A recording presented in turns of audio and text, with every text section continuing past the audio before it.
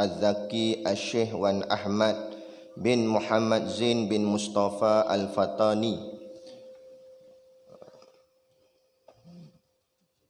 wa Syekh Daud ibni Abdullah Al-Fatani bisiril Fatihah.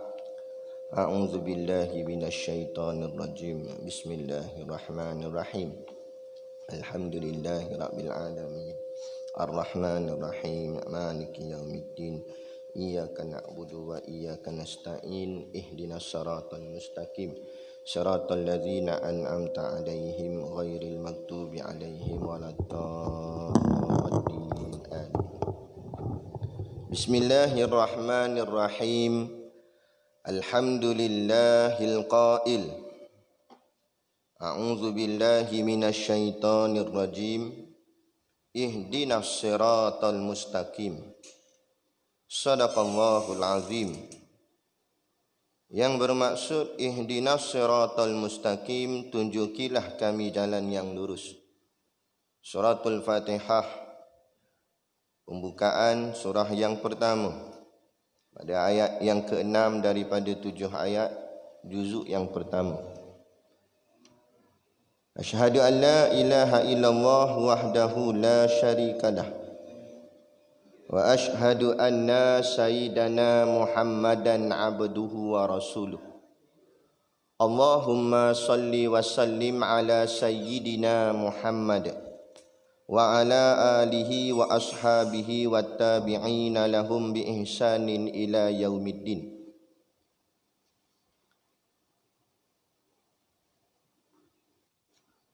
A'udzu billahi minasyaitonir rajim. Qala, Nabi Musa berdoa dengan berkata, Rabbi syrah li sadri, wahai Tuhanku, lapangkanlah bagiku dadaku. Wa yassirli amri, dan mudahkanlah bagiku tugasku. Wahlul 'uqdatam min lisani, dan lepaskanlah simpulan dari lidahku. Yafqahu qawli, supaya mereka faham perkataanku. Wala haula wala quwata illa billahil aliyyil azim. Rabbi habli hukma wa alhiqani bis salihin. Wahai Tuhanku, berikanlah daku ilmu pengetahuan agama. Wa alhiqani bisalihin, dan hubungkanlah daku dengan orang-orang yang saleh. Wa ja'alli lisana sidqin fil akhirin, dan jadikanlah bagiku sebutan yang baik, nama yang harum dalam kalangan orang-orang yang datang kemudian. Kita sambung pengajian kitab kita yang tangguh begitu lama, iaitu kitab Unwanul Falah wa Unfuwanus Salah. Muka surat 6, ya. Ketiga bakok. Dan qala al-muallifu rahimahullahu ta'ala wa nafa'ana wa iyyakum bi ulumihi fid daraini amin ya rabbal alamin. Kata pengarang kitab, ketiga bakok artinya kekal, iaitu bahawa Allah Ta'ala itu tiada kesudahan bagi adanya. Mustahil lawannya, iaitu fana, artinya binasa. Dan dalil baqa Allah Ta'ala bahawasanya jikalau mungkin menghubungi akan dia oleh binasa, nescaya adalah ia setengah daripada mungkinat yang harus adanya dan tiadanya. Maka tiada ia yang sedia, dan iaitu mustahil kerana telah sabit sedianya, maka sabitlah baqa'nya subhanahu wa ta'ala. Baik. Jadi kita masih lagi di sifat 20 kat kitab ni. Walaupun kita dah mengaji sifat 20 ni berulang-ulang, tak ada masalah. Kerana dia akan menajamkan lagi tauhid kita, akidah kita dan pemahaman kita dalam sifat 20 ni. Jadi sifat yang ketiga iaitu baqa'. Arti baqa' itu kekal. Makna kekal di situ iaitu bahawasanya, iaitu Allah Ta'ala itu, bahawasa tu maknanya taukid sesungguhnya. Sungguh-sungguh Allah Ta'ala itu tiada kesudahan. Maknanya kesudahan tak ada akhir. Maknanya sungguh-sungguh. Yang ni yang kita bicara masa kita baca Daurah Hidayatus Subyan hari tu. Makna sungguh tu maknanya bukan satu benda yang berlebih kurang. Ada pun macam kita ataupun makhluk, ada juga yang diistilahkan makhluk yang nampak seperti bakak. Macam dalam kitab Unwanul Falah ni atau Hidayatus Subyan tu dia tak hurai dalam, sebab dia nak ambil yang fardu ain saja, yang asas. Tapi kalau kita baca kitab-kitab tauhid yang lebih dalam, seperti kitab Misbahul Munir, Bakuratul Amani, Faridatul Faraid, Usul Tauhid, dan banyak lagi lah kitab-kitab tauhid, dia akan bicara panjang. Dia akan bicara tentang yang dimaknakan dengan makna tiada kesudahan itu. Kerana di sana ada makhluk yang nampak seperti bakak. Ada makhluk yang nampak macam tak ada akhir. Contoh syurga neraka. Contohlah, ada lagi lah beberapa. Ataupun kiamat tu sendiri, akhirat tu sendiri. Di manakah hujung akhirat? Sedangkan akhirat itu disebut dalam Quran abadan abada. Maknanya selama-lamanya. Syurga selama-lamanya. Neraka selama-lamanya. Kalau selama-lamanya tak ada akhir. Nampak pandangan zahir itu macam tak ada akhir. Tapi hakikat dia tetap ada akhir kerana dia adalah makhluk. Jadi walaupun syurga neraka tu nampak macam tak ada akhir, walaupun nampak tak ada akhir tu tidak sungguh. Tidak sungguh. Dia ada je tak ada akhir tapi tak sungguh. Macam kita bicara sebelum ni kan dalam daurah kita tu, apa yang dimaknakan dengan maujud, ada dan sungguh. Ada pun Allah Ta'ala punya bakak tu sungguh. Maknanya memang tak ada akhir sungguh. Bukannya sebenarnya ada juga. Takkan ada sungguh akhirnya itu. Ada pun makhluk nampak je macam tak ada akhir tapi tak sungguh. Itu maksud dia. Jadi tiada kesudahan. Itu sebab dia letak bahawasa depan. Maknanya sungguh-sungguh Allah Ta'ala itu tak ada kesudahan. Beza dengan kalau dinafikan bahawasa.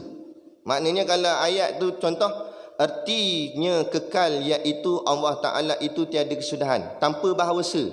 Maksud nak faham situ. Kalau tanpa bahawasa, itu maknanya tak sungguh. Jadi mustahil. Sebab tu dia letak bahawasa. Inilah penting mengaji ilmu nahwu dan soraf. Sebab walaupun ni kitab Jawi, bukan kitab Arab, tapi nak faham itu apa, nak i'rab dia tu apa, bahawasa tu masuk dalam kategori apa. Maka bahawasa masuk dalam kategori inna. Inna maknanya sesungguhnya. Jadi apa makna sesungguhnya tu? Tu bicara dia. Itu cara nak baca kitab pondok. Jadi bahawasa Allah Ta'ala itu tiada kesudahan bagi adanya. Adanya Allah Ta'ala itu ada Allah tu. Zat Allah. Dan termasuk di dalam ada di sini zat dan sifat. Cuma dalam Ulum Falah dia tak sebut, tapi dalam Hidayatus Subyan dia sebut zat dan sifat. Jadi zat dan sifat Allah itulah yang tak ada kesudahan. Tak ada akhir. Mustahil lawannya, lawan kepada bakak tu, iaitu fana. Apa makna fana? Artinya hancur atau binasa. Jadi binasa tu mustahil pada Allah. Ada pun pada makhluk tidak mustahil. Tetapi ya, memang ada yang binasa. Dan pasti binasa. Bukan ada binasanya, pasti binasa. Kullu nafsin dha'iqatul maut. Setiap yang bernyawa pasti akan merasai maut, mati. Kullu alaiha fan. Setiap sesuatu itu fan, maknanya binasa. Dan dalil. Dalil baqa. Dalil maknanya asal perkataan dalala. Ada dalil ni maknanya tunjuk atau membuktikan. Jadi bukti bahawa baqa itu Allah Ta'ala itu baqa, kekal yang tiada kesudahan. Baqa Allah Ta'ala bahawasanya jikalau mungkin menghubungi akan dia oleh binasa, dia buat kalau. Itu yang kita ajar dalam kitab Matan Umul Barahin. Macam mana nak mencari dalil pada sudut akli, iaitu bawa perkataan kalau, lepas tu bawa perkataan mustahil dia, macam Syekh ni buat. Tengok dia kata apa. Dia kata mana tadi? Dan dalil baqa Allah Ta'ala bahawasanya jikalau. Itu kalau tu duduk depan. Lepas tu bawa mustahil dia. Mustahil dia apa? Binasa. Mungkin menghubungi akan dia oleh binasa. Maksudnya sini, kalau Allah itu binasa, kalau Allah itu hancur, kalau Allah itu punah. Itu maksud dia. Nescaya, maka jawabnya. Tu jawab. Tadi mubtada ni khabar. Jawabnya, nescaya adalah ia setengah daripada mungkinat. Maka kalaulah Allah itu binasa, maka Allah itu mungkinat. Setengah daripada mungkinat tu, setengah tu maknanya sebahagian. Sebahagian daripada mungkinat. Apa makna mungkinat? Mungkinat jamak daripada mungkin. Kalau mufrad mungkin, jamaknya mungkinat. Maknanya mungkin-mungkin. Mungkinat tu makhluk lah. Kita tak payah nak bicara lagi mungkin yang 4 tu. Masuk dalam 4 tu mungkin lah tu. Jadi mungkinat tu jamak dia. Jadi termasuklah kalau Tuhan itu binasa, maka Tuhan pun mungkinat. Sebab setiap mungkinat itu binasa. Maka yang harus adanya dan tiadanya. Kalau Tuhan tu mungkinat, maka mungkinat itu harus adanya dan tiadanya. Tu. Mungkinat itu adanya itu harus, tiadanya pun harus juga. Masuk harus ni boleh jadi ada, boleh jadi tak ada. Tu mungkinat. Dia buat satu-satu. Baca pelan-pelan lah kitab. Dia kata kalau Tuhan itu ada pengakhiran, maknanya tidak baqa', ada akhir, maka Tuhan itu mungkinat. Sebab sifat mungkinat itu ada akhir. Kalau Tuhan tu mungkinat pula, mungkinat itu sifatnya harus ada, harus tiada. Jadi kalau Tuhan tu mungkinat, maknanya Tuhan itu harus ada atau harus tiada. Maknanya Tuhan tu boleh jadi ada, boleh jadi tak ada. Habis Tuhan ni ada ke tak ada? Biul kepala. Nampak? Jadi tak mungkin. Mustahil. Maka tiada ia sedia. Jadi kalau Tuhan itu harus ada, harus tiada, nescayalah dia tiada sedia. Tiada sedia maknanya maknanya dia ada permulaan. Itu maksudnya. Maka terbatallah sifat kidam yang sebelum ni. Sebab tu batal baqa', maka batal kidam. Tu. Jadi kalau Tuhan tu harus ada, harus tiada, maka Tuhan itu tak ada kidam. Sebab maknanya dia tu tak ada permulaan, dia ada permulaan. Sebab barang yang harus ada, harus tiada ni asalnya tiada, kemudian diadakan. Jadi kalau Tuhan tu harus ada, harus tiada, maknanya Tuhan dulu pun tak ada, lepas tu diadakan. Maka terbatallah kidam yang mengatakan bahawa Tuhan itu tidak ada permulaan.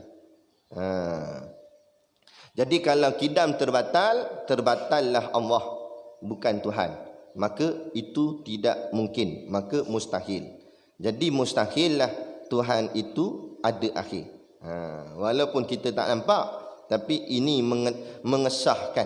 Dan iaitu mustahil kerana telah sabit sedianya. Dan itu mustahil dia kata, kerana kidam itu telah kita tetapkan. Sabit tu tetap. Dan kita dah percaya, kita dah pegang bahawa Allah bersifat kidam. Jadi automatik bila kidam Allah itu, maka baqa' lah juga kidam, baqa' lah juga sifatnya.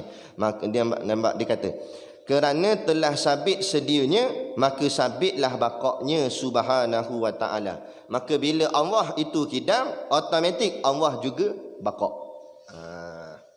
Boleh faham? Itu yang dia nak terangkan. Ana bukan mengajar sangat ni. Ana cuma terjemahkan apa yang Syekh tu kata je, sebab takut tak faham ayat dia. Itu je, kan? Ajar, belajar dah banyak kali dah sifat 20 ni. Cuma kita membuka apa yang dimaksudkan oleh Syekh pada ayat dia ni, dalam kitab dia ni. Jadi maknanya situ adanya kidam Allah, maka adanya baqa' Allah.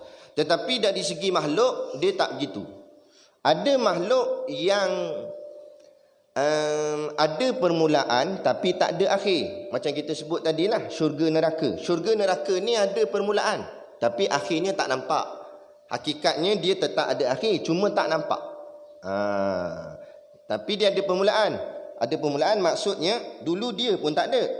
Apa nama syurga neraka ni, kemudian Allah cipta dia bagi ada. Kemudian Allah kekalkan dia. Bukan dia sifat kekal, tapi Allah yang kekalkan dia. Selama mana? Selama mana dalam genggaman Allah. Selagi mana Allah nak kekalkan dia, kekal. Kalau Allah tak kekal, tak kekal. Itu hak Allah. Cumanya macam semalam kita belajar takdir mu'allaq. Bukan, takdir mubram. Takdir mubram maknanya Allah ada kuasa untuk ubah tapi Allah tak ubah. Sama juga dengan syurga neraka tu. Allah ada kuasa untuk ubah tapi dari segi pegangannya kita kata Allah tak ubah sebab Allah janji dah bahawa orang yang masuk syurga akan selama-lamanya syurga, masuk neraka selama-lamanya neraka. Dan Allah itu tidak memungkiri janjinya. Jadi bila tak mungkir janji, maka bila Allah kata kekal, kekal. Tetapi dari segi akidahnya kita pegang kekal itu dalam genggaman Allah. Tetapi Allah mengekalkan dia. Okey, boleh faham? Tu kena kait-kaitkan ilmu tu. Habis. Kemudian kita baca lagi kot kan. Satu sifat gerak dalam kitab ni jarang-jarang baca. Bila nak habisnya? Nah, ingatkan dah jauh, rupanya baru sini. Qala al-muallif rahimahullah taala. Dan lagi kata muallif keempatnya, mukhalafatuhu ta'ala lil hawadis. Sifat seterusnya lah. Mukhalafatuhu ta'ala lil hawadis. Mukhalafah, khalaf maknanya canggah. Bercanggahnya Allah Ta'ala lil hawadis, bagi hawadis. Baharu. Kenapa tadi kan? Ini kita belajar tambahan sikit. Kenapa yang tadi Syekh guna perkataan mungkinat, yang ini kita pakai perkataan hawadis? Padahal kalau segi hakikat maknanya sama je. Mungkinat tu makhluk, hawadis pun makhluk. Tapi perkataannya berbeza. Dia akan timbul satu persoalan, kenapa? Mungkinat nak menunjukkan keharusan ada. Boleh jadi ada, boleh jadi tak ada. Jadi pada sudut baqa' tu bicaranya tentang ada. Ada zat Allah ataupun ada sifat Allah ni tadi. Jadi bila ada, nak kesesuaian perkataannya, perkataan yang melibatkan ada itulah. Jadi mungkinat tu melibatkan ada atau tiada. Jadi sebab tu pakai perkataan mungkinat. Adapun hawadis nak menceritakan tentang sifat yang sifatnya itu berubah-ubah. Hawadis ambil daripada perkataan hadis yang artinya berubah-ubah. Yakni baharu. Baharu tu berubah-ubah. Jadi dia nak menceritakan tentang kelakuan sifat tu. Diri Allah dan sifat Allah itu tidak berubah-ubah. Jadi perkataan sesuai hawadis. Di situ sebab pakai perkataan hawadis. Takkan nak pakai mungkinat, tak kena kan? Tapi dari segi hakikat makna, tempat tuju dia dua-dua makhluk. Mungkinat pun makhluk, hawadis pun makhluk. Sebab tu dalam makhluk tu dia ada pelbagai nama untuk nak memahamkan pada sudut keadaan. Ibaratnya ginilah. Burger tu apa dia? Makanan. Nasi lemak, makanan juga. Dua-dua tu makanan. Tapi dari sudut keadaan makanan tu dia berbeza. Satu burger, satu nasi lemak. Tapi bila makan, keluar balik sama tak? Tu nak cerita hakikat dia sama. Macam tu juga makhluk. Hakikatnya makhluk juga lah. Mungkinat pun makhluk, hawadis pun makhluk. Tapi nak tengok pada keadaan tu. Okey. Artinya bersalahan Allah Ta'ala bagi segala yang baharu. Baharu tu sebab tu dia bicara baharu tu, hawadis tu. Baharu itu artinya berubah-ubah. Jadi bersalahan Allah Ta'ala bagi segala yang baharu artinya Allah itu tak sama dengan makhluk. Kerana apa? Kerana makhluk itu baharu. Apa baharu? Berubah-ubah. Kerana makhluk itu berubah-ubah. Adapun Allah tidak begitu. Allah tidak berubah-ubah. Allah bukan baharu. Kalau Allah tu baharu, nescaya Allah itu berubah-ubah. Kalau Allah berubah-ubah, siapa yang ubah Allah? Tu persoalan dia. Maka mustahil. Iaitu bahawa zat Allah Ta'ala tiada seperti segala zat yang baru. Tu dia kata. Zat Allah, diri Allah itu, kita baca pelan-pelan. Bahawa maknanya taukid sungguh-sungguh, zat Allah, diri Allah Ta'ala tiada seperti segala zat yang baru. Dia tambah selepas seperti itu perkataan segala. Maknanya jami'an, keseluruhan, kullu. Maknanya diri Allah takkan sama dengan mana-mana zat yang ada. Mana-mana jenis makhluk yang ada. Diri Allah tu takkan sama dengan satu habuk pun. Macam tu. Mudah nak fahamnya. Tak sama dengan macam udara ke, cahaya ke, apa-apalah, terang ke, gelap ke, apa-apalah. Tak kira lah apa pun.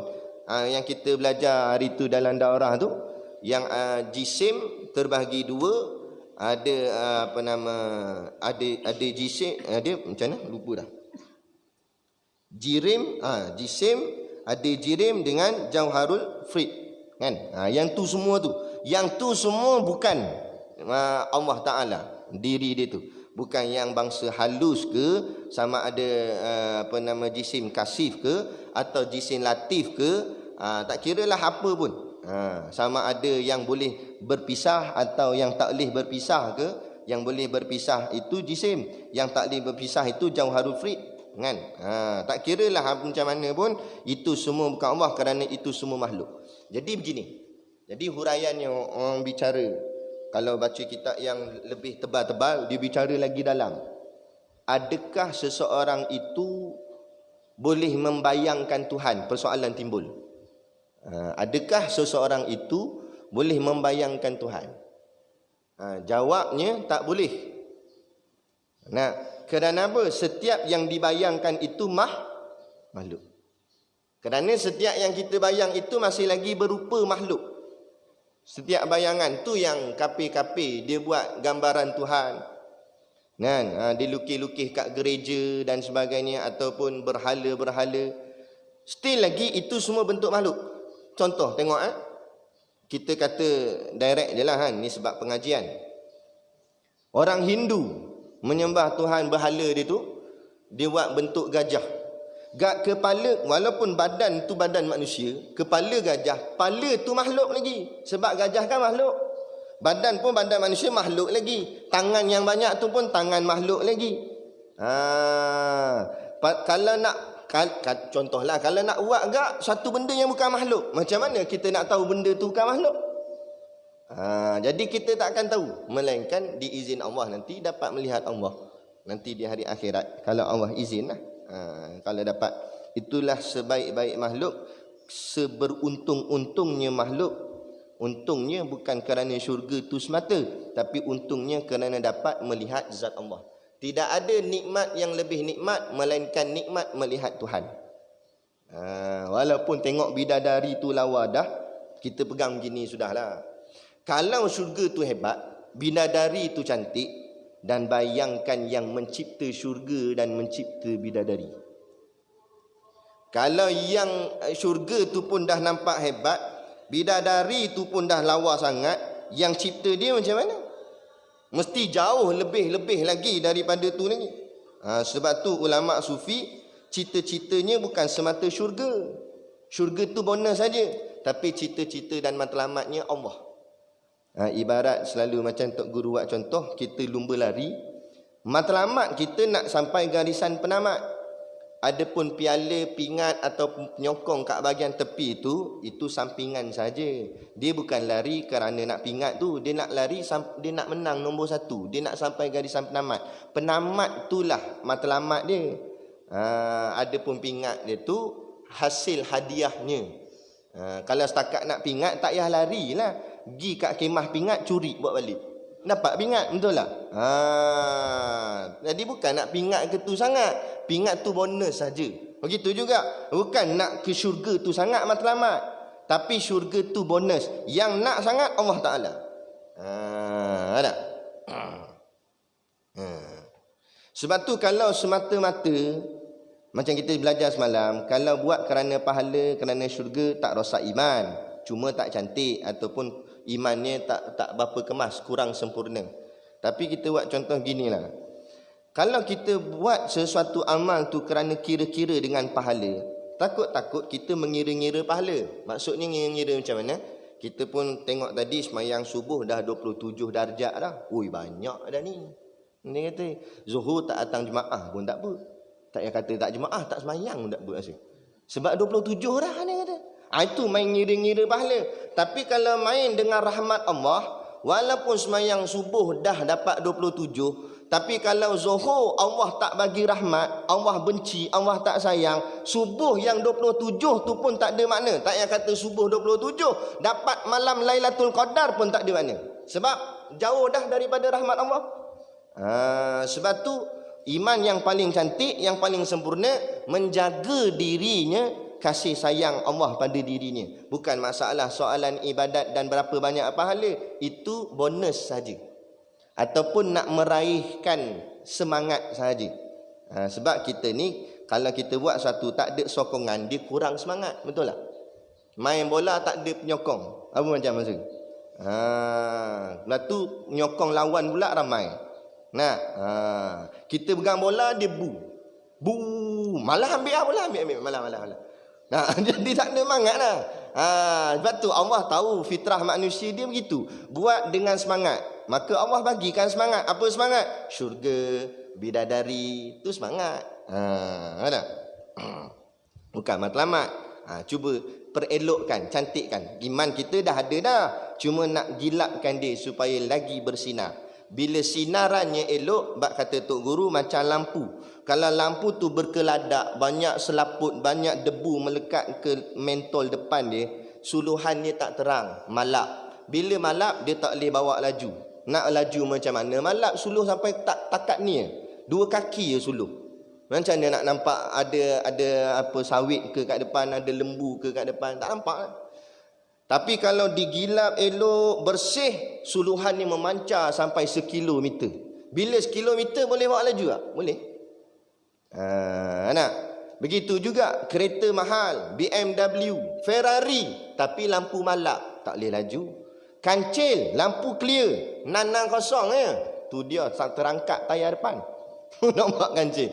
Laju boleh bawa. Gitu kan diri kita manusia. Bukan nak kena tunggu jadi ulama, nak tunggu jadi alim, baru nak rancak ibadat. Tak, kita orang biasa macam kancil tadilah ibadat dia. Kita orang biasa je. Tak ada gelaran ustaz pun tak ada. Orang biasa je. Kan? Orang panggil cik je, panggil pak cik gitu je. Panggil budak je orang panggil. Tapi sebab suluhan hatinya terang, dia kerak cuci, tazkiyatun nafs, maka suluhannya memancar, ibadatnya jadi kuat. Jadi bersungguh dalam amal ibadatnya. Manis dalam kelazatan ibadatnya. Dia begitu. Tapi walaupun namanya seorang alim, orang cium tangan ni bukan sakat kat telapak tangan, sampai tiak cium. Hebat. Sorban saja besar kali. Hebat. Kitab jilid-jilid, ke hulu ke hilir pegang kitab. Tetapi bila suluhannya malap, tetap kurang ibadatnya. Walaupun ilmunya banyak. Ilmu banyak tu ibarat bateri tadi. Bateri motor tu, bateri kereta tu. Bateri full, tapi suluhan gelap. Sebab hati gelap. Ilmu banyak, ada. Ilmu banyak tapi hati gelap ada. Sebab tak cuci. Ilmu banyak, bicara baik ilmu, kemah keming. Tapi diri dia pun banyak kona. Tak cantik macam tu. Jadi bukan hanya ilmu, malah kena cuci hati supaya kemas amalnya. Dia begitu. Atu mukhalafatuhu lil hawadis. Jadi bersalahan Allah Ta'ala bagi segala yang baharu, yang berubah-ubah kita ni makhluk lah. Iaitu bahawa zat Allah Ta'ala tiada seperti segala zat yang baharu.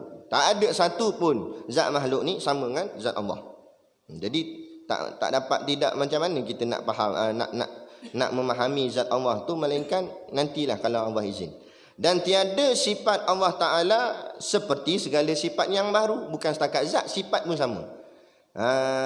Jadi segala sifat yang ada pada baharu ni, makhluk ni, tak ada kepada tidak boleh disamakan dengan sifat Allah. Walaupun contoh sifat kita pemurah. Pemurah macam mana? Suka bersedekah. Bolehlah ulama kata pinjam-pinjam cakap majazi akli. Kita kata baiknya dia, pemurahnya dia. Nah, tetapi pemurah itu tidak boleh nak disetandingkan atau nak dimisalkan atau nak dikeserupaankan atau nak dinisbahkan dengan pemurahnya Allah Ta'ala, kerana tak boleh nak banding. Bak kata Ustaz Azahidul, dia buat contoh gini. Kita kalau nak buat banding ni benda yang hampir-hampir dekat. Contoh orang tanya, kancil dengan Myvi mana laju? Boleh tahan kira lah soalan tu. Sebab kancil Myvi lebih kurang sisi. Nah, tapi kalau orang tanya kancil dengan Ferrari mana laju? Bongok tak soalan? Jauh sangat. Sama juga. Nak bandingkan pemurah makhluk dengan pemurah Allah, tak boleh nak banding. Tak boleh nak banding macam mana? Pemurah Allah boleh bagi segala-galanya.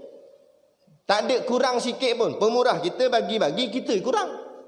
Bagus baik. Ambil lah sekali. Buka poket. Allah, mampu aku. Balik boleh. Minta balik. Nah, sebab kita bagi orang, kita kurang. Nah, tapi Allah Ta'ala bagilah apa pun. Tak ada kurang pada sisinya. Tu maksudnya sifat Allah tak akan sama dengan sifat baharu. Tu maksud dia tu. Itu. Dan tiada perbuatan Allah Ta'ala seperti segala perbuatan yang baru. Cuma mukhalafah ni dia tambah satu lagi perbuatan. Kalau kita belajar kidam bakok, dia bicara zat sifat je. Tapi masuk mukhalafah dia tambah af'al, perbuatan. Perbuatan Allah tak sama dengan perbuatan makhluk. Kerana apa kidam dan bakok tak bicara tentang perbuatan? Kerana perbuatan ini dia berkait dengan perlu ada sesuatu baru ada perbuatannya. Manakah mungkin kalau dia tak ada tapi perbuatan ada? Kan? Contoh kawan tu mati dah, nama Mat. Mati dah dia. Kita kata tadi aku nampak Mat makan. Makan mana pula Mat mati dah? Tak, dia memang mati tapi dia makan. Tu bengong tu namanya. Tak lama hidup dia tu. Tak lama dia pula mati tu. Kan? Jadi tak boleh nak kata perbuatan, melainkan mesti kata kewujudannya dulu. Jadi sebab tu kidam bakok dia bicara tentang ada je. Adanya Allah tak ada permulaan, adanya Allah tak ada pengakhiran. Jadi barang ada ni dua, zat dan sifat. Zat tu bicara tentang ada, sifat pun bicara tentang ada. Adapun perbuatan tak masuk. Sebab tu tak bicara tentang perbuatan. Tapi bila sampai kat mukhalafah, dia nak menceritakan ketidakserupaan diri Allah, Allah Ta'ala dengan makhluk. Jadi tak serupa tu tiga perkara. Zat, sifat dan perbuatan. Barulah masuk bicaranya perbuatan. Jadi perbuatan Allah tak sama dengan perbuatan makhluk. Kerana apa? Kerana makhluk juga dikatakan ada perbuatan. Maka perbuatan makhluk itu tidak serupa dengan perbuatan Allah. Itu maksud dia.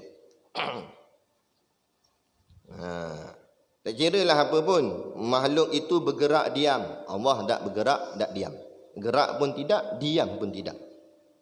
Tu. Dah macam mana? Macam mana? Allah alam, mana aku nak tahu.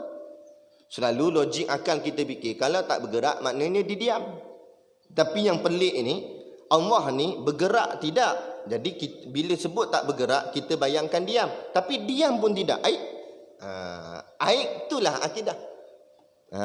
Kalau dalam kitab usul tauhid, mengajilah ilmu tauhid, kata Syekh, mengajilah ilmu tauhid sampai akhirnya kamu ternganga.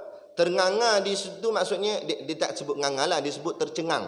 Tercengang di situ maknanya kita terkelu, kita terbuntu, macam tak selesai, macam macam mana?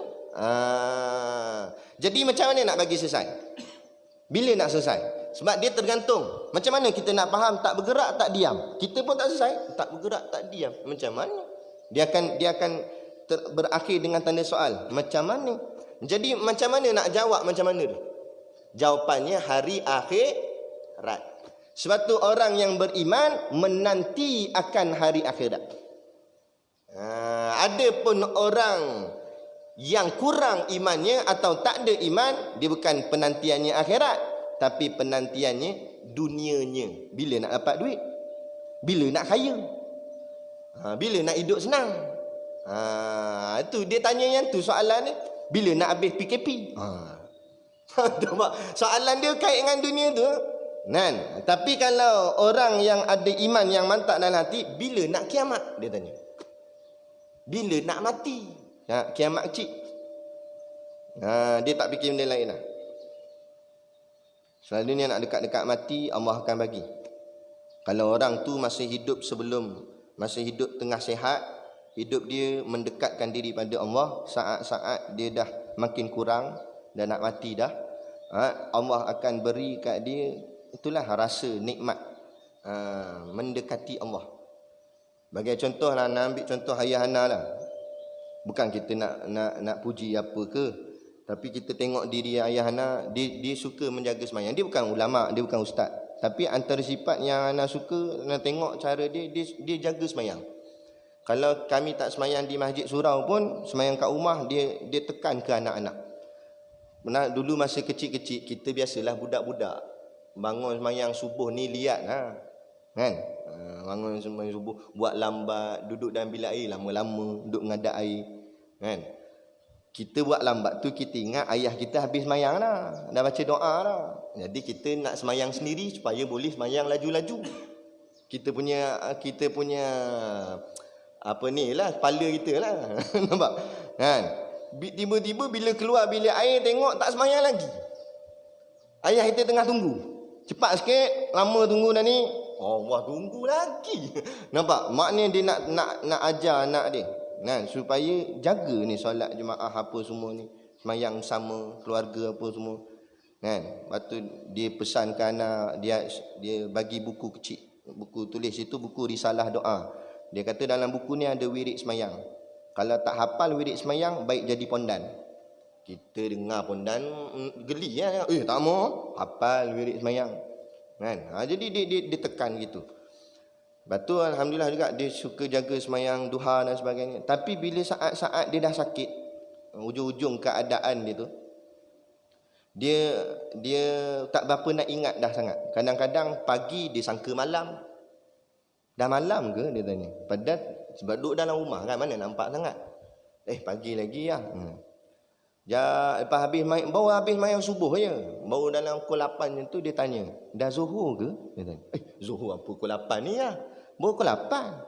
Lepas habis mayang zuhur, dia duduk sekejap. Lepas tu dia terjaga.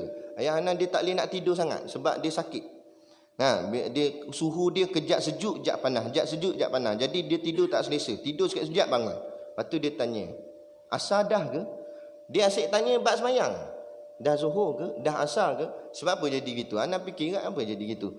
Sebab Allah dah letakkan dalam hatinya yang dia menantikan ialah ibadat saja. Dia menantikan hujungnya saja. Dia tak bicara dunia dah. Dia nak mayang, dia tanya dah masuk zuhur. Kita yang tengah sihat ni pula dah zuhur dah cepatnya. Baru je tadi mayang subuh. Nampak? Allah asar dah pula. Itu sebab sihat. Sebab sihat tu masalah tu. Orang sakit dia tak gitu. Dia nak tanya itu dah maghrib. Tu kesian tengok kat dia. Dia nak jalan tu susah. Badan dia tinggal tulang. Nak pergi bilik air jauh juga. Jadi tiap-tiap kali nak pergi ambil uduk, pergi ulang-alik, nak kena orang papah. Kalau orang tak papah, dia pegang-pegang, takut dia terlepas apa jatuh lagi masalah. Kalau orang dah sakit yang tu jatuh lagi parah, takut pendarahan dalam ke apa kan. Jadi anak nasihat lah, anak kata orang sakit ni dalam agama mazhab kita diberi kelonggaran. Boleh semayang hujung-hujung waktu. Contoh semayang zuhur buat ujung-ujung, bukan sampai habis, buat ujung-ujung, nak dekat asar. Ambil uduk, ni siap-siap, lepas tu semayang zuhur tu dekat pukul 4 ke ataupun 4 suku, katalah asar 4.25, semayang zuhur 4 suku. Jadi habis semayang zuhur, masuk je asar, terus semayang asar. Jadi jimat, tak payah nak pergi ambil uduk banyak kali. Sebab kesian ke dia dalam keadaan sakit. Mula dia terima lah. Tak apalah. Lama-lama dia kata, tak boleh.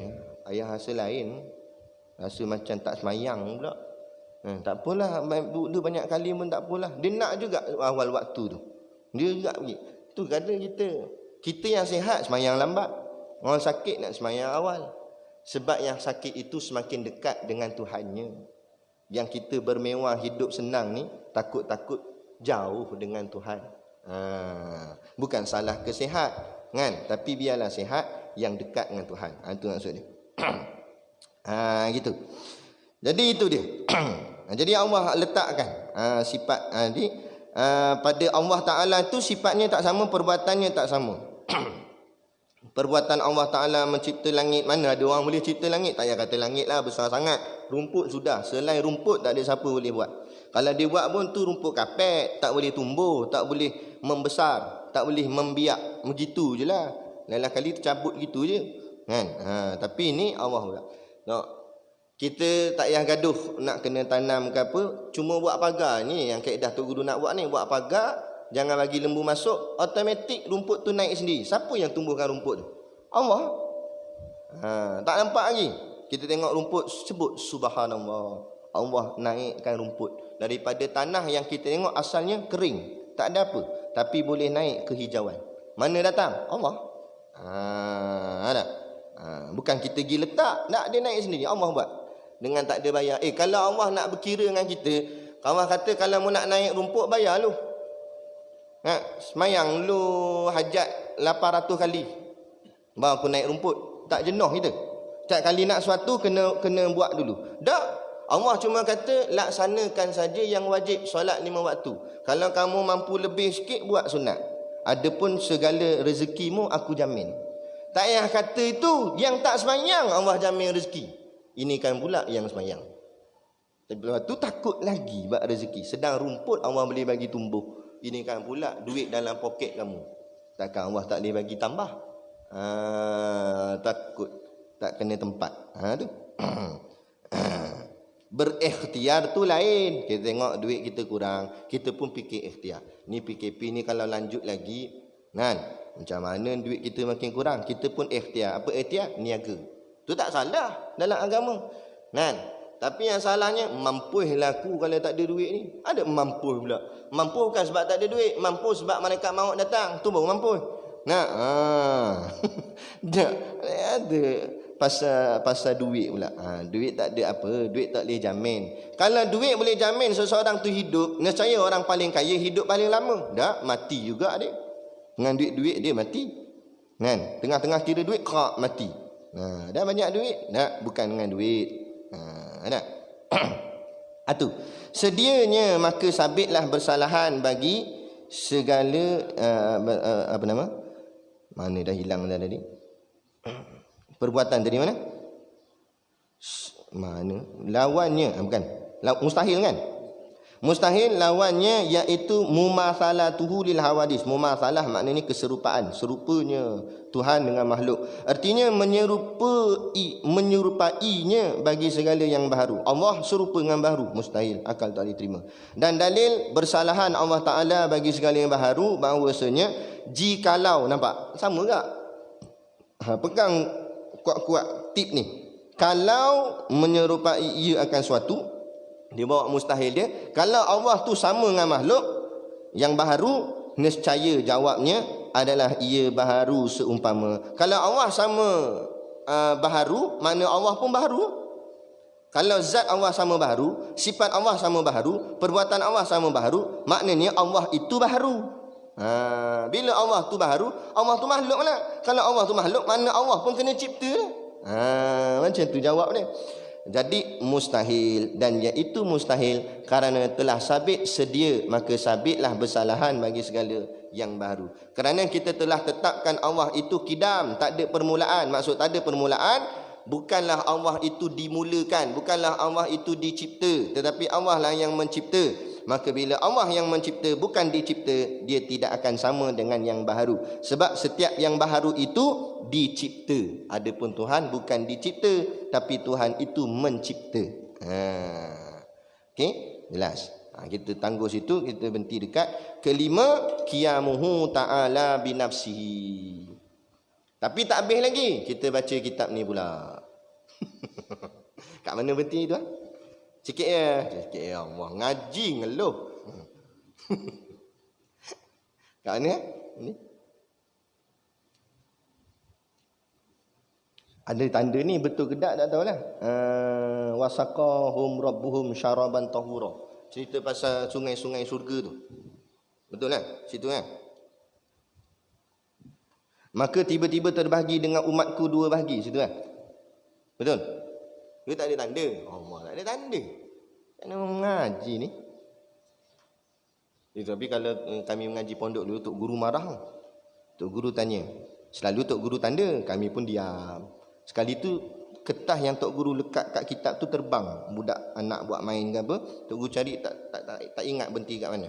Tok Guru tanya, berhenti mana? Masing-masing duduk macam tu. Duduk kaldut itu. Tak ada seorang tanda ni. Tok Guru tanya. Mengaji macam mana? Tak ada tanda. Ni siapa nak mengaji ni? Bila marah dah, mood tak cantik lah pengajian. Berkat kurang. Lepas tu kita yang mengaji biar kita yang sungguh. Kan? Okey, baik. Maka tiba-tiba terbahagi dengan umat gua. Qala al-muallifu rahimahullahu taala wa nafa'ana wa iyyakum bi ulumihi fid daraini amin ya rabbal alamin. Kata pengarang kitab, maka tiba-tiba terbahagi dua bahagi. Kan? Maka tiba-tiba terbahagi dua bahagi, dan pada satu riwayat maka tiba-tiba terbahagi dengan umatku dua bahagi.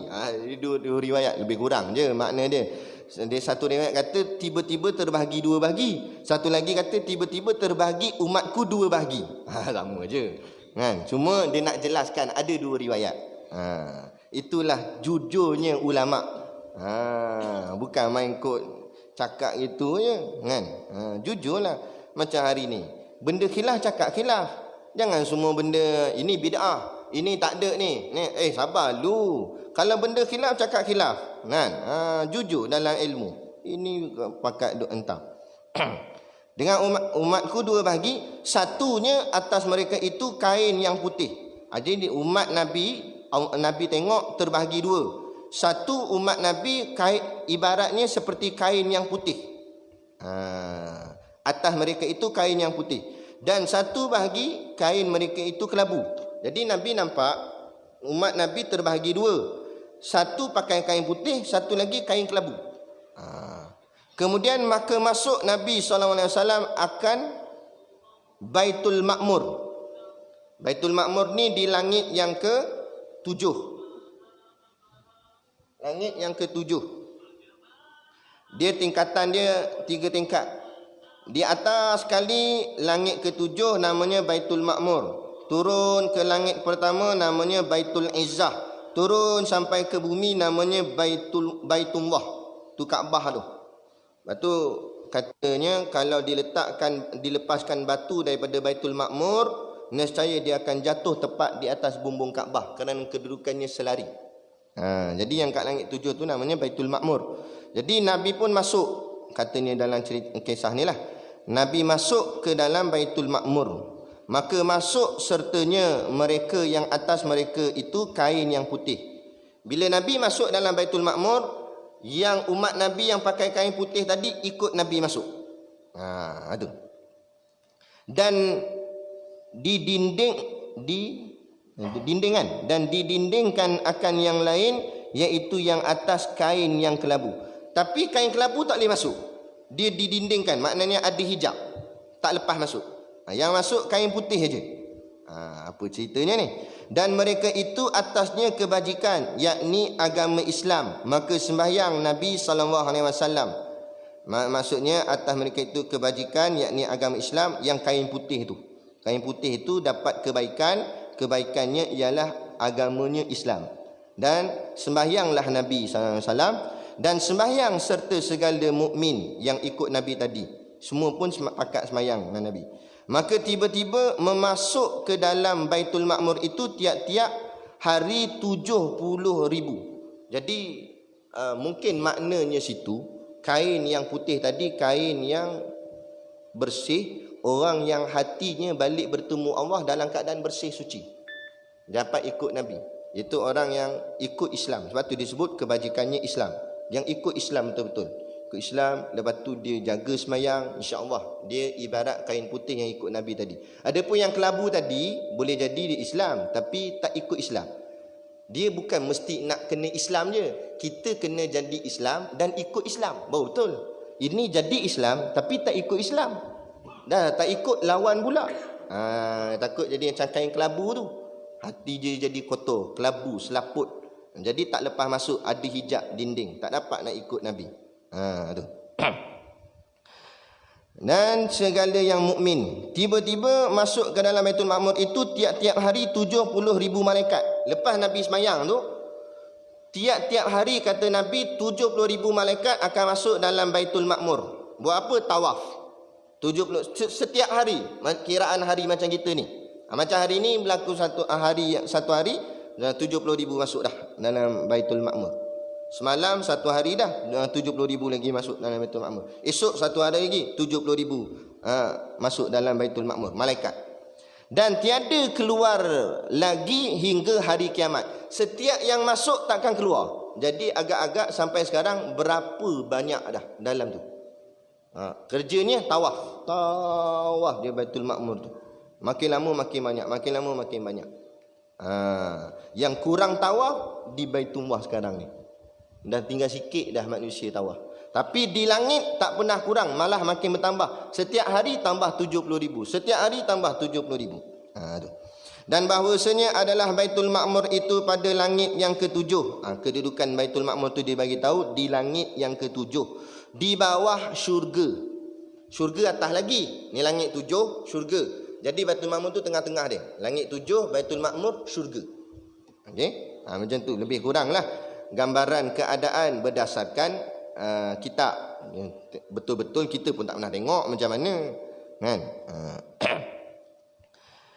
Di bawah syurga dan berbetulan dengan Ka'batullah, jikalau dijatuhkan daripadanya batu, nescaya jatuh di atas Kaabah Allah. Yang kita sebut tadi lah. Dia kata berbetulan, maksud berbetulan tu selari, kedudukannya tegak selari. Kalau dijatuhkan batu daripada Baitul Ma'mur, nescaya jatuh di atas Baitullah, yakni Kaabah. Dia kata. Itu bukan kita kata, dia kata. Kalau orang tanya mana mau tahu, dalam kitab Kifayatul Muhtaj kata. Mau baca lah, mau baca surat khabar je. Kemudian maka keluar ia dan keluar sertanya segala mereka itu yang mukmin itu. Kemudian lepas dah semayang dan Nabi dah tengok malaikat tawaf dalam Baitul Ma'mur, keluarlah daripada Baitul Ma'mur. Takkan nak duduk situ je. Keluar. Nabi dengan orang-orang beriman, keluarlah. Kemudian dibawa pula bagi Nabi SAW bejana yang 3. Lepas Nabi keluar, dibawa kepada Nabi 3 bejana. Bejana tu maksudnya mangkuk ataupun cawan. Maknanya tempat tadahan air. Jadi dibawa kepada Nabi 3. Dan memilih ia akan Laban, maka membenarkan dia Jibril dengan katanya, telah Tuhan hamba pilih akan asal kejadian bagi Tuhan hamba dan umat Tuhan hamba. Dia macam yang mula-mula Nabi nak naik ke langit. Tak ingat dulu cerita, lama dah kita baca kitab ni kan. Masa nak naik ke langit ni, dekat Baitul Muqaddis, kat Masjid Al-Aqsa tu kan, lepas Nabi semayang diberikan kepada Nabi air 3 juga, iaitu susu, arak dan juga madu. Setengah riwayat kata susu, arak dan juga air kosong. Tapi Nabi pilih susu. Kalau arak memabukkan, maknanya mabuk tu simbolik kepada merosakkan. Kalau madu pula terlampau manis. Susu dia manisnya sedang-sedang. Terlampau manis pun tak elok juga. Terlampau sonok sangat pun tak elok juga, kan? Jadi biar sedang-sedang. Susu lah elok, asal kejadian fitrah, warnanya pun putih. Kalau air kosong pula terlampau tawar, langsung tak ada manis. Jadi Nabi pilih susu. Macam dalam keadaan ni juga Nabi pilih Laban. Laban tu susu. Laban ni banyak makna juga. Ada yang dengan makna susu, ada dengan makna yogurt dalam bahasa Arab lah. Tapi Laban yang dimaksudkan dalam kitab ni ialah susu. Kemudian maka diangkatkan keduanya kepada Sidratul Muntaha. Siapa keduanya situ siapa? Nabi dan malaikat Jibril. Diangkat, asal ada perkataan diangkat. Siapa yang angkat? Allah. Faham ke? Maknanya Allah bawa malaikat Jibril dan Nabi kepada Sidratul Muntaha. Sidratul Muntaha tu dia dekat-dekat dengan Baitul Ma'mur tadi tu. Masih lagi di kawasan tu, dekat-dekat situ. Kenapa dipanggil Sidratul Muntaha? Sidrah tu maknanya pokok sidir. Sidir tu maknanya bidara, pokok bidara. Muntaha artinya yang sepenghujungnya, maknanya yang bahagian akhir. Jadi pokok sidir tu, pokok bidara tu adalah sebagai satu lambang ataupun tempat nak menandakan itu paras yang last orang daripada bawah boleh naik. Daripada bumi ni untuk nak naik ke atas, dia boleh pergi setakat mana? Sampai Siratul Muntaha tu saja, takat situ. Pokok ni besar tinggi sampai mencecah atas. Kan? Atas tu lagi tak lepas, tak boleh. Jadi malaikat Jibril dengan semua jenis-jenis malaikat, dia boleh terbang, dia boleh pergi sampai situ je. Lebih tak boleh. Tapi Nabi kita akan pergi sampai atas tu. Itu maksud Siratul Muntaha tu, maknanya pokok bidara yang muntaha, maknanya penghujungnya, had. Tu makna dia. Dan kepadanya kesudahan barang yang naik daripada pihak bumi. Nampak? Dia kata pokok Siratul Muntaha tu adalah kesudahan barang yang naik daripada pihak bumi. Apa saja yang daripada bawah, daripada bumi, itulah paling sudah dia. Maknanya paling last dia boleh pergi sampai situ je. Maka diterima daripadanya dan kepadanya kesudahan barang yang turun daripada pihak atas. Adapun kalau ada benda-benda yang turun daripada atas tu, dia akan passing kat Sidratul Muntaha tu. Maknanya malaikat Jibril ambil kat situ. Dia tak lagi naik, tapi dia ambil situ bawa turun. Barang atas sampai situ. Lepas tu dia macam ada sempadan dia, daripada situ turun bawah. Bawah pula kalau nak naik sampai situ saja. Kemudian barulah ada, mungkin ada yang ke atas tu yang boleh tolong paskan ke atas ke, Allah alam lah. Tapi maknanya situ sempadan. Sempadan dia. Kawasan larangan dah sampai situ. Maka tiba-tiba aku lihat pohon kayu baginya batang. Ini ayat lama, susunan dia memang macam tu. Maksudnya Nabi melihat ada sepohon pokok, ada batang lah. Ada batang pokok lah. Ada pokok macam ni kan? Maka keluar daripada asal pohonnya itu 4 sungai. Nabi nampak ada pokok, bawah pokok tu ada 4 sungai. Daripada akar itu keluar 4 sungai.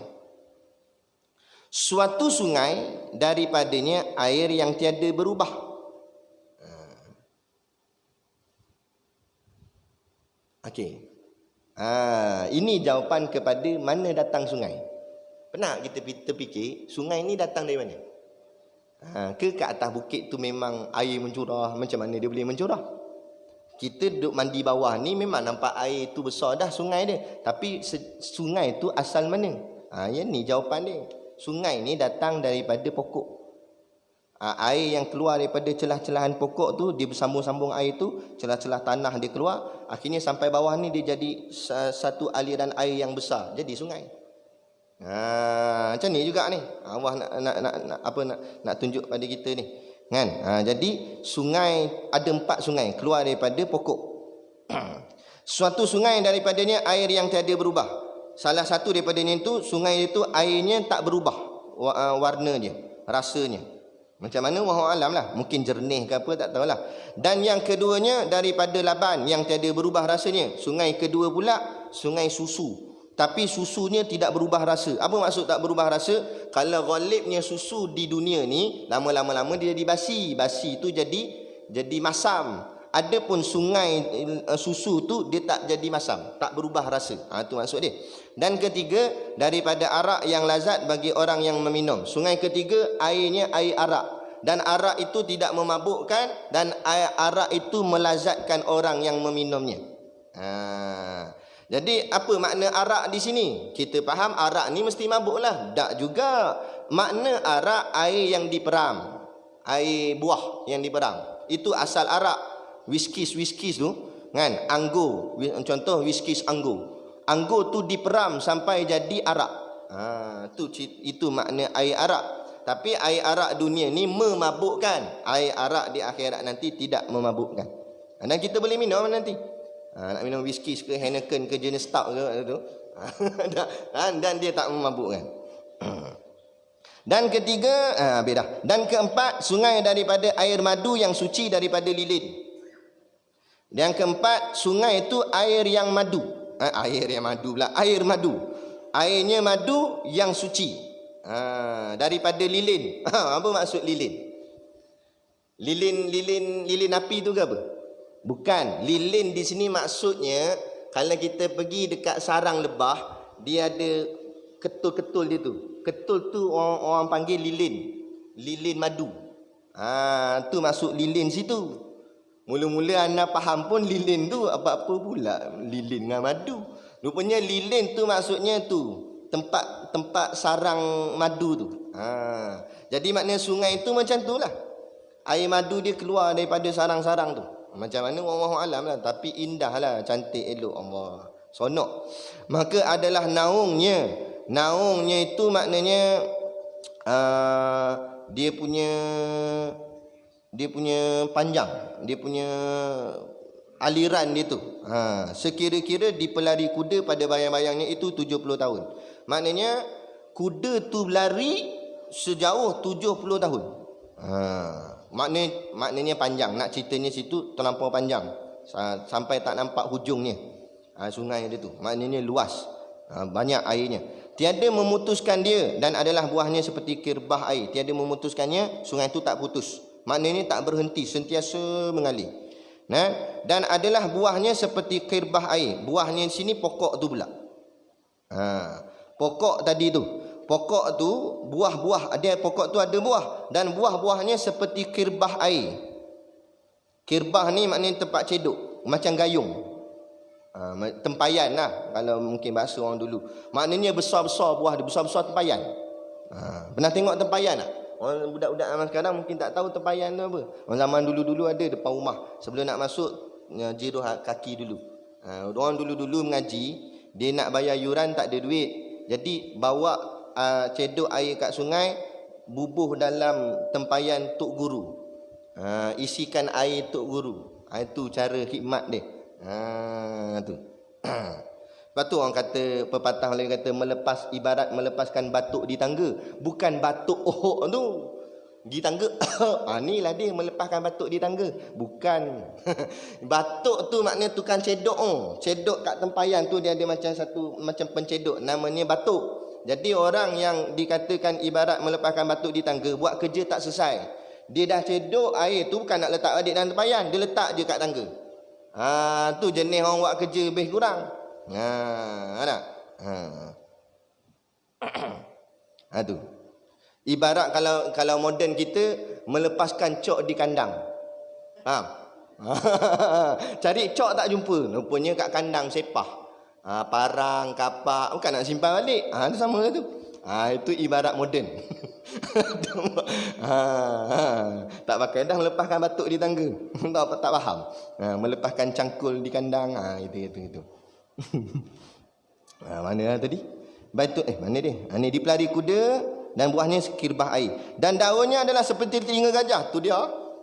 Daun pokok besar telinga gajah. Tapi jangan bayang telinga gajah Zoo Taiping. Itu kecil. Ini gajah ni luar negara punya. Gajah Afrika, jenis gajah zaman dulu, gajah Arab, besar-besar gajah ni. Gajah saja tinggi gajah kat 14 kaki. Gadingnya saja 11 ke 12 kaki. Dan kalau gitu gajah dah telinga, akan kecil nenoknya, telinga besar. Maknanya daun-daun pokok tu besar-besar. Lepas tu kalau kita tengok cerita orang putih, kadang-kadang dia buat gambaran syurga, dia buat gambaran di kerajaan langit. Dia buatlah daun pokok, daun besar-besar. Sebenarnya dia ambil mana tu? Kalau bukan daripada hadis-hadis Nabi, dia buat kajian. Tapi apa dia buat tu tetap tak betul.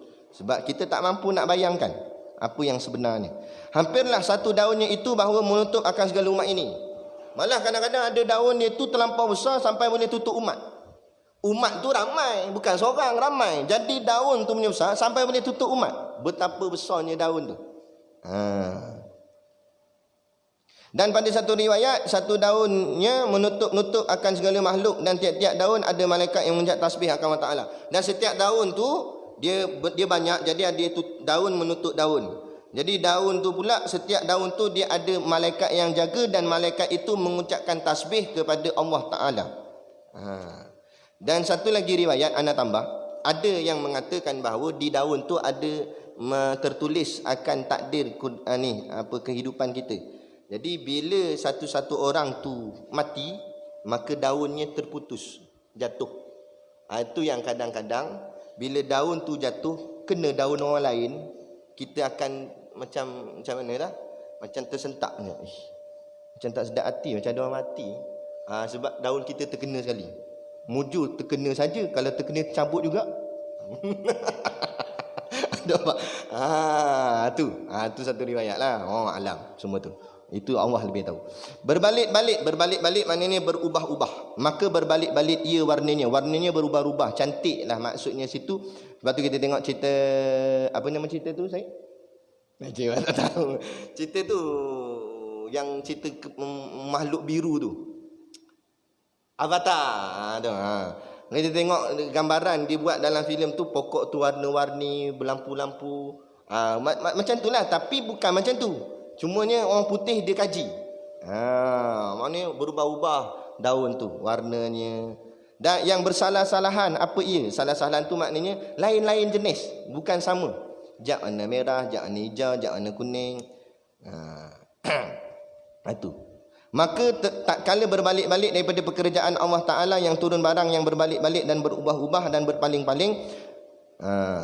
Itu semua maksudnya situ, apa yang berubah tu semua dengan pekerjaan Allah. Allah yang ubah tu semua. Jadi tak pelik lah kalau dia berubah tu pelik-pelik. Dahsyat. Maka jadi yakut dan zabarjat dan lain daripada keduanya.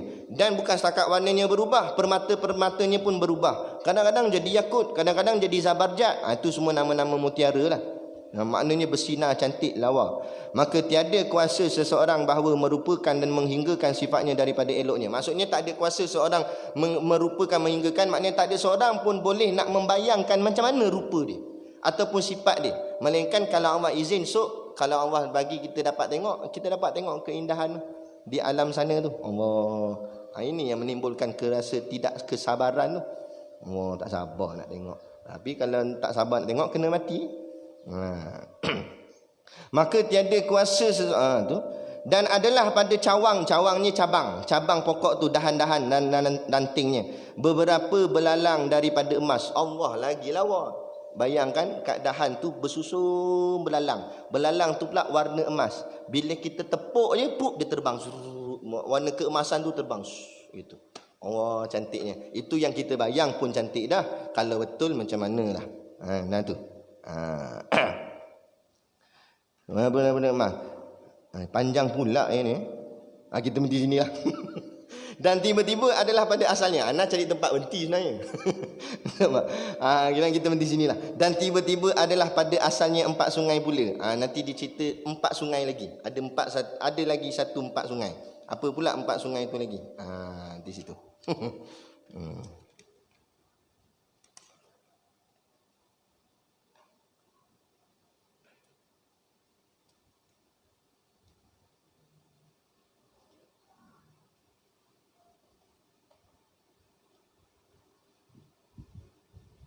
Dan tiba-tiba kan situ kan. Okey, baik. Jadi sekadar tu dulu pengajian kita pada pagi ini.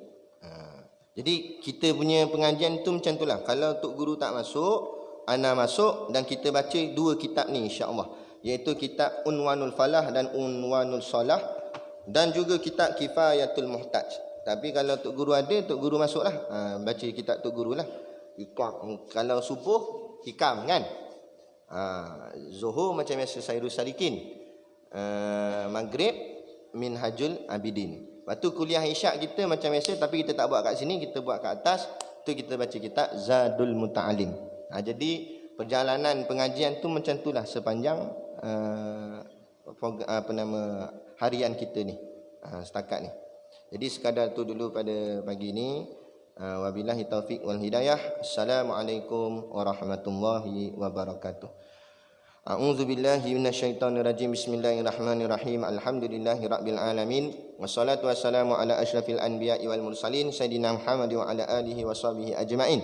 Allahumma taqabbal minna salatana wa du'aana innaka antas samiul alim wa tub alaina innaka antat tawwabur rahim. Allahumma ja'al dinana dinan nabiy Muhammadin sallallahu alaihi wasallam, wa islamana islamal muslimin, wa imanana imanal mu'minin, wa salatana salatal khashiin, wa a'malana a'malas solihin, wa niyatana niyatal mukhlisin, wa dhunubana ya Allah dhunubal mustaghfirin, wa hayatana hayatal ulama, wa mautana bi mauti syuhada wa adkhilnal jannata ma'al anbiya'i alaihimus salatu wassalam. Rabbana atina fid dunya hasanah wa fil akhirati hasanah wa qina adzabannar wa qina adzabannar wa qina adzabannar. Wa sallallahu ala khairi khalqihi sayidina Muhammad wa ala alihi washabihi wasallam. Subhana rabbika rabbil izzati amma yasifun. Salamun ala mursalin walhamdulillahi rabbil alamin. Amin ya rabbal alamin. Taqabbalallahu minna wa minkum. Takbir.